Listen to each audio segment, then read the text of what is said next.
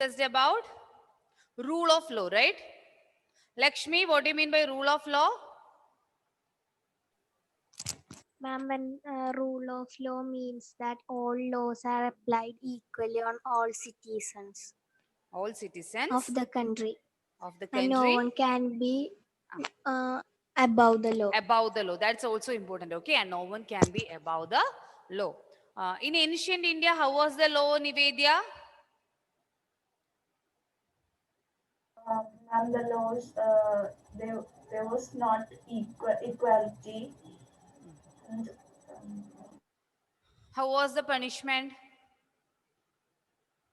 the lower caste people will get more punishment, and the upper caste will get For the same comparative. crime, the laws are overlapping. For the same crime, if the person's punishment are different, if a person from a lower caste, they will be highly penalized than a person from upper caste. Then, yes. Last class I told you, now we are taking politics, not history, okay? Then, who introduced the concept of rule of law in India? At what time the concept of rule of law developed in India? Colonial. Louder, Adhikesh.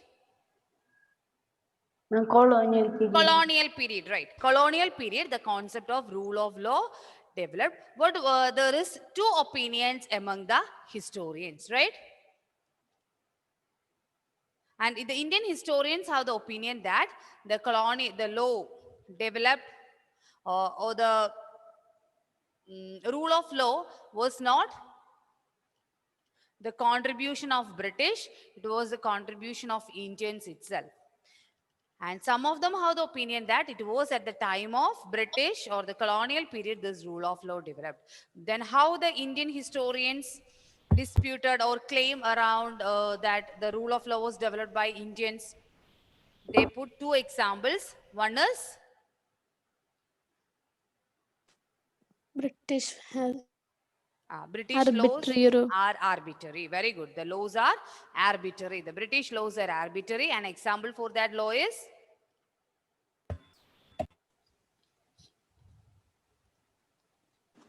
Sedition Act. Yes, Sedition 70. Act of 1870. 1870. An example is the Sedition Act of 1870.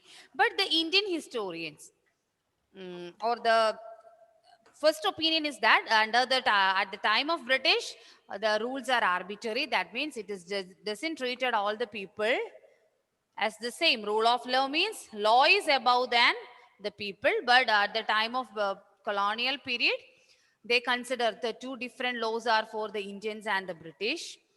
So that we cannot say at that time the rule of law was there. But the Indian nationalist played an important role in the development of this rule of law.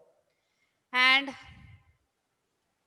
they would like a law that means they want to change the definition for law, that is something we want to obey, to the law that include the idea of justice. So the Indian historians argued for a law.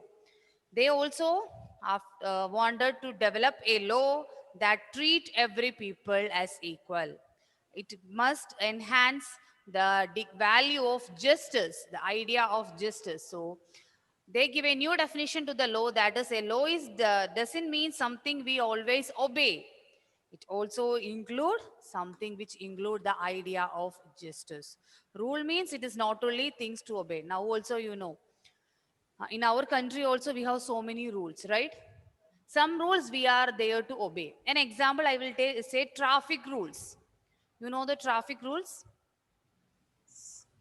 Yes? Yes. Don't use Yes, mobile ma'am. phone while traveling. Then Wear helmets. wear helmet. Now not only the person who is riding the bike, but also the person who is sitting back also must wear a helmet. So all these are the law we want to obey. At the same time, we have some laws which include the idea of justice, equality and all.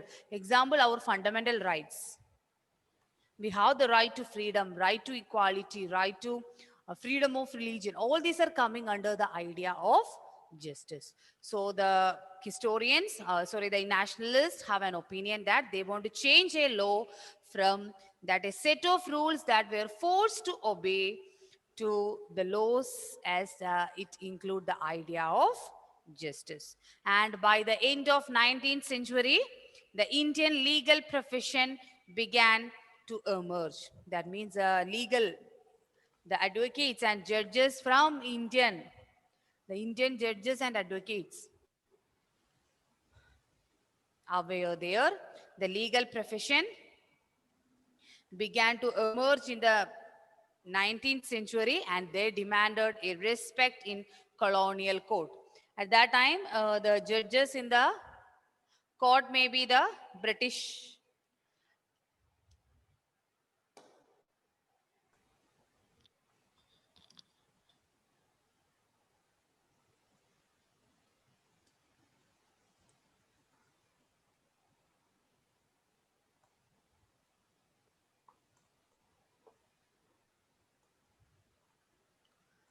So by the 19th century,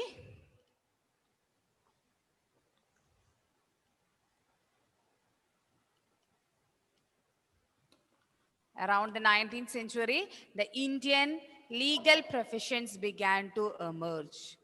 Indian legal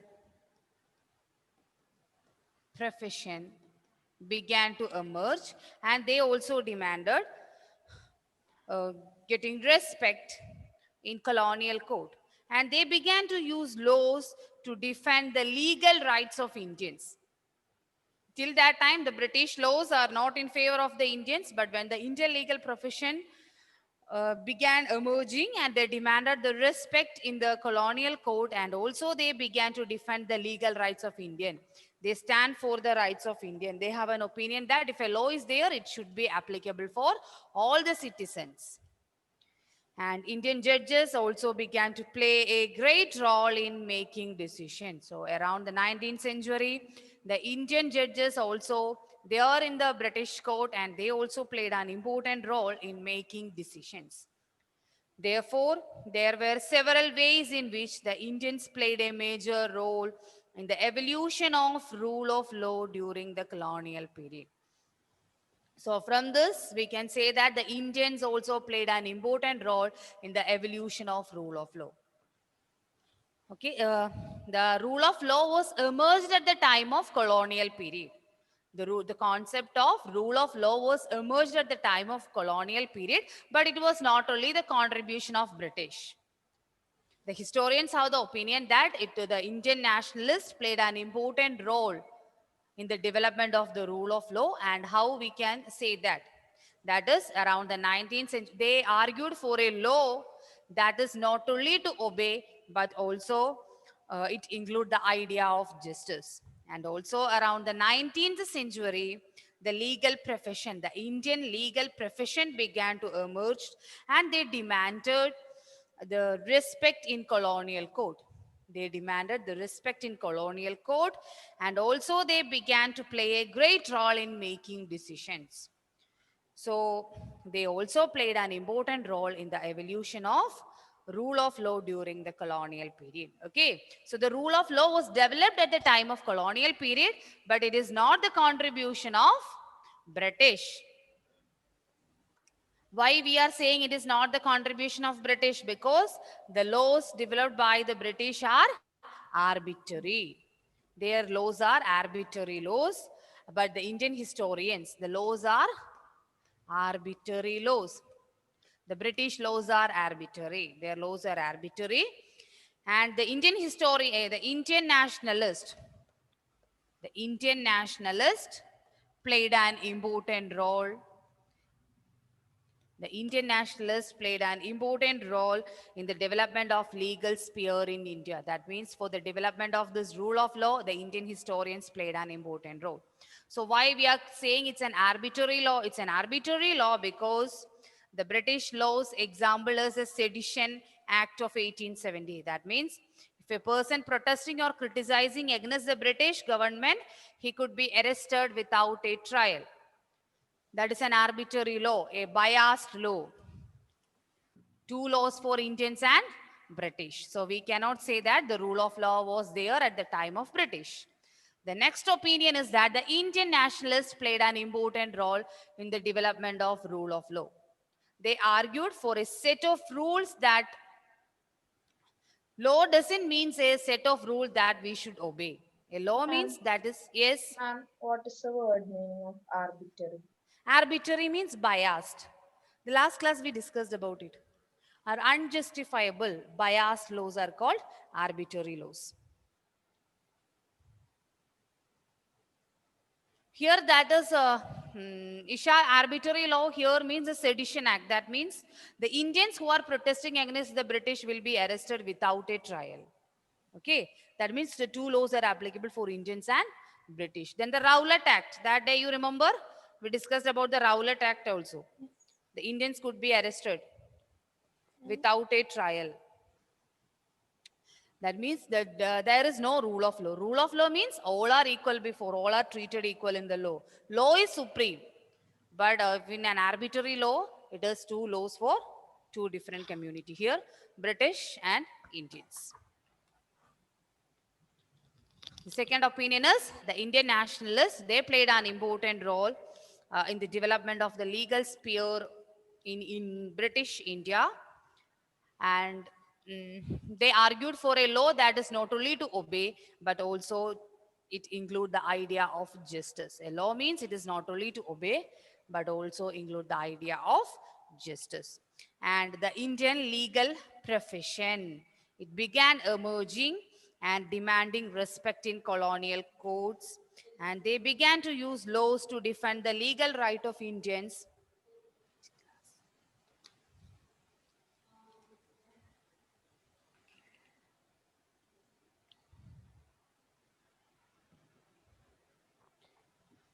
And also they defended the legal rights of Indians. So all of them played an important role in the evolution of rule of law during the colonial period. Clear? So rule of law was developed at the time of colonial period, but it is not the contribution of British. Two different opinions. Then coming to the laws, you studied any of the laws last year? Yes or no? Have you heard about any laws passed by our parliament? Domestic Violence Act. Domestic violence. Now, at recent. So many bells are there. Kashmir and Louder. New educational policy is also coming under. It's also a new policy. Okay, then. Have you heard about the Citizenship Amendment Act? yes, ma'am. A great controversial issue in India. Have you heard about it? Yes, ma'am. Yes, it created the countrywide protest was there at that time due to Corona. It was now we are hearing less about it. That time a great controversial issue was that the Citizenship Amendment Act. Then now a recent bill was there. One of the union minister resigned because of passing of that bill. That is about the new agricultural bill. Then a question will be there. How a new law come about? Which is the lawmaking organ of the lawmaking organ? Parliament. Parliament, right? So we studied the three organs. One is parliament, executive, and one more is there, judiciary. Judiciary. So which is a lawmaking body? Parliament. It is parliament. Parliament is the lawmaking body. Then how the laws are making? Suddenly one day? No, No. Then how? they gather in assembly and Yes. discuss about the law. Discuss about the law. Then Then Then to a they final will decision. they Take a will final. vote for the majority. Ah. And if the majority agrees, then the bill will Passing of bill. See, in the parliament, they are not presenting a law. In the parliament, they are presenting a bill. bill. It is not a law, okay? In the parliament, the minister or the MP is presenting a bill. It is not a law. If it get the sign of the president only, it become law. So the laws are changing. Every year our representative passes several new laws as well as revising the existing ones. Sometimes even though the laws are there, they are revising it. An example that our traffic rules and all, you can see the fines and all. It is revising. Then and otherwise like the laws related to pollution and the laws relation to information technology, IT. So all the laws, sometimes they will pass new laws or they will revise the existing laws because the society is changing. So sometimes new laws will be there or the existing laws will be revised depending on the situation. Then how a new law come about? How a new law come about? So you all know parliament is a lawmaking body. Okay. There are three stages for passing a bill. So what is presenting in the parliament? They are presenting a bill. A bill can be presented in either house of the parliament. Which are the two houses? Lok Sabha and Lok And Sabha Rajya and Sabha. Rajya Sabha. A bill can be presented either in Lok Sabha or Rajya Sabha. But always remember, children, money bill. So bill may be different types of bills are there, but money bill is presented always in Lok Sabha. Except money bill, all the bills can be presented either in Lok Sabha or Rajya Sabha, but money bill will be present only in Lok Sabha. It's not there in the textbook, just to know I tell. Told. Then how a law will be passed. So the first stage is a minister. First, the introduction. A bill is introduced either House of the Parliament. That's the first stage. And the bill is introduced by a minister and he explained the aims and objectives of the proposed bill. Okay, he will read the bill. Suppose a new bill is there that is related to the new agricultural bill itself. So the minister, the concerned minister or the MP, what they will do?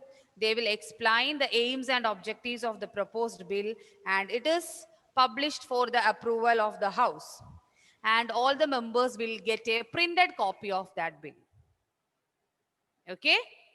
That's the first stage of lawmaking. What they will do? First, they will present the bill. Either a minister or the MP, a member of parliament. If it's a Lok Sabha, the member of parliament, they will present a law. They will present a bill which include the aims and objectives of the proposed bill. And after they explained everything, a printed copy of that bill will be given to all the MPs.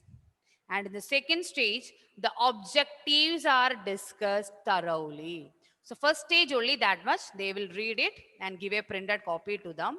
In the second stage, the objectives are discussed thoroughly. What are the major objective of that bill and all the things will be discussed thoroughly and debates are there on the bill. Related to the bill, the debates were there and it will be referred to a select committee for the detailed examination. So obviously, if the debates are there, the opposition will be there to protest if any of this bill is against the will of the people. They will protest against them and they will decide a committee, a select committee to study about the bill, to study more about the bill. And in the third stage, they will examine the clause by clause. That means each and everything in the bill will be detailedly cross-examined and discussions were going on. And after that, they will put it for the vote and the if the ruling party, obviously, they will have the majority in the parliament and they will pass the bill. And once it's passed in Lok Sabha, it will send to Rajya Sabha for its assent, and there also these same procedures are there. And when the both houses, if a bill is passed by both the houses, it will be sent to the president for his assent. Only when the president signed the bill, it become a law.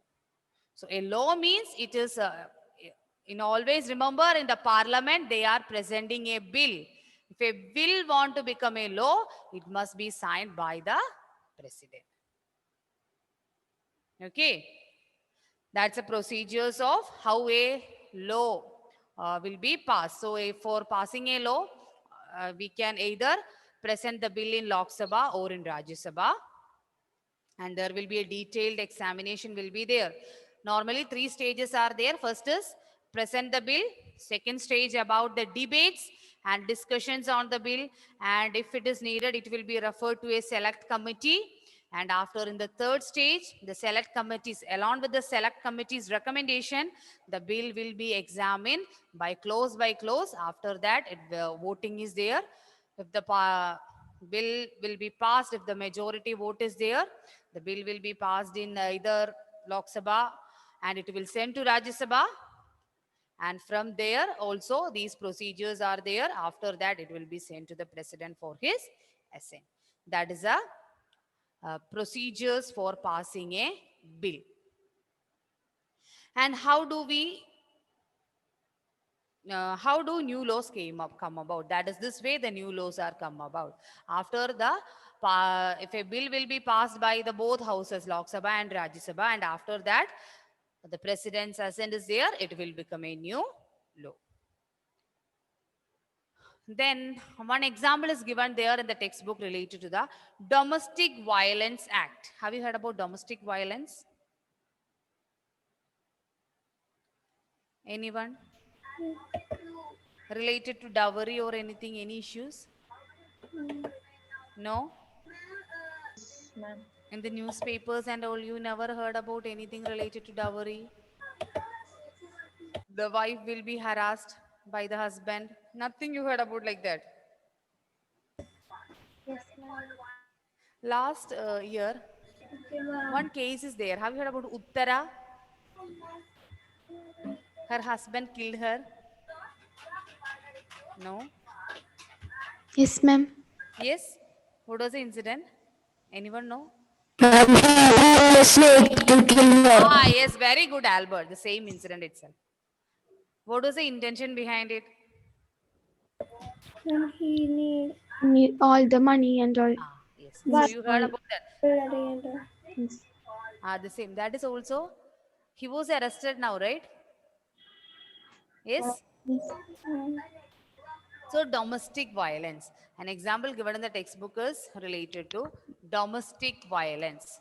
Now you understood how a bill become a law?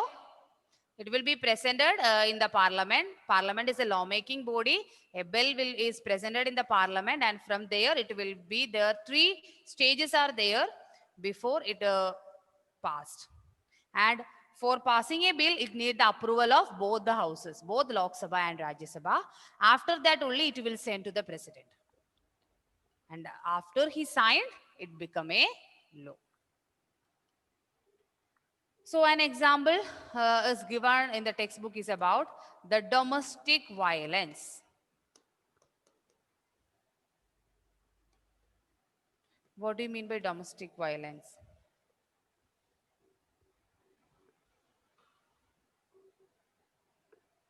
Domestic violence. It refers to the injury or harm or threat of injury or harm caused by an adult male, usually the husband, against his wife. That is domestic violence. Have you heard about dowry? No? Then the injury may be caused. Injury means that doesn't mean it's maybe it's not compulsory that it should be physical. It may be physical or verbal, sexual or economic abuse. All these are coming under the domestic violence. Okay. So domestic violence means it refers to the injury or a harm against his wife by the husband. That is domestic violence, and it include that injury may be physical injury or verbal injury, sexual or economic abuse. And the Protection of Women from Domestic Violence Act extended to understand the term of domestic to include all the women who live or have lived together in a shared household with the male member who is perpetrating the violence. That is about domestic violence. So the textbook, the example is given about domestic violence. Domestic violence means it's an injury or a harm or a threat that has been caused by an adult male, usually by the husband, against his wife. That domestic violence doesn't mean only physical harassment. Okay, if we are verbally abusing or sexually or economically abusing, all these are coming under this Domestic Violence Act. And a story is given there in the textbook, page number 46.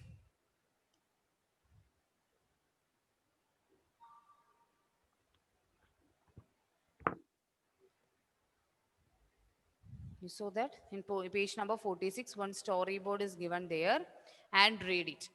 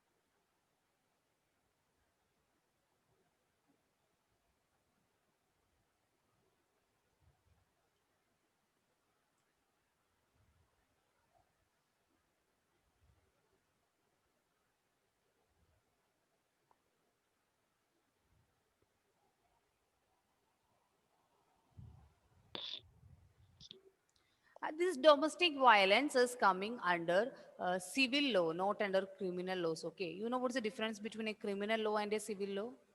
Yes. Yes, what's the difference between a criminal law and a civil law? Criminal laws are like murders, theft, Ah, yes, etc. murder, theft, etc. That means Uh, an FIR should be filed in the case of criminal laws. Okay, if a criminal law is there, it will be include an FIR will be filed.